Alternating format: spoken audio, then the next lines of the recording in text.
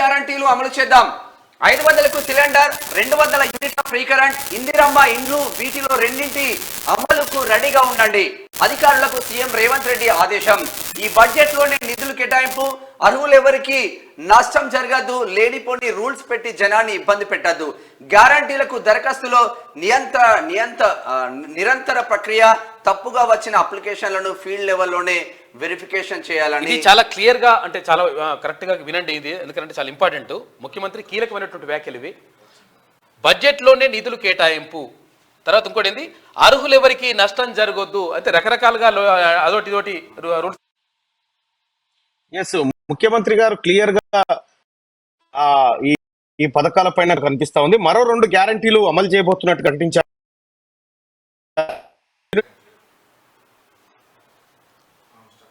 ఇక ఇందిరమ్మ ఇండ్లు వీటిలో రెండింటి అమలుకు రెడీగా ఉండండి అని చెప్పి ముఖ్యమంత్రి గారు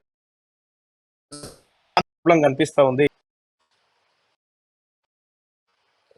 స్టూడియో దయచేసి నేను వెళ్దాం. అయితే ఇక్కడ కీలకమైనటువంటి వ్యాఖ్యలు చేశారు ముఖ్యమంత్రి రేవంత్ రెడ్డి.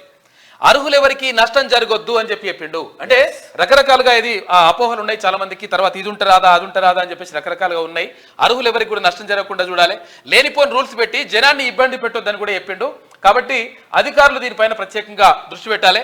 తర్వాత గ్యారెంటీలకు దరఖాస్తు నిరంతర ప్రక్రియ. ఒకవేళ మొన్న అప్లై చేసుకున్న వాళ్ళు ఉంటే ఓకే, అప్లై చేసుకుని వాళ్ళు ఉంటే రెగ్యులర్గా అంటే మళ్ళీ తర్వాత కూడా ఎప్పుడైనా అప్లై చేసుకునేటువంటి అవకాశం ఉంటుంది. కాబట్టి ఏం టెన్షన్ పడాల్సిన అవసరం లేదు.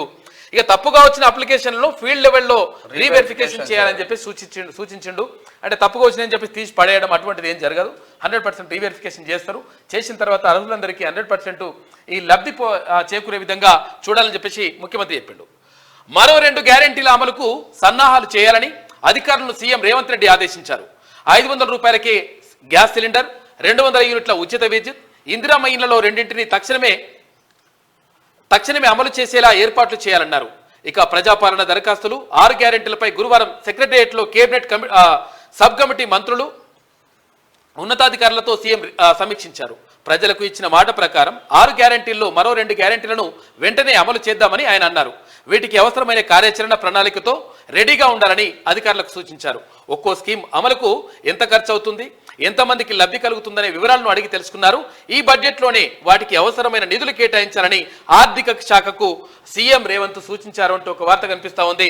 100% ఇంకో 2 గ్యారెంటీలని అమలు చేస్తా ఉంది ప్రభుత్వం. ఈ రోజే నాకు తెలిసి ఈ రోజు సభలో ప్రకటించే కనిపిస్తా ఉంది.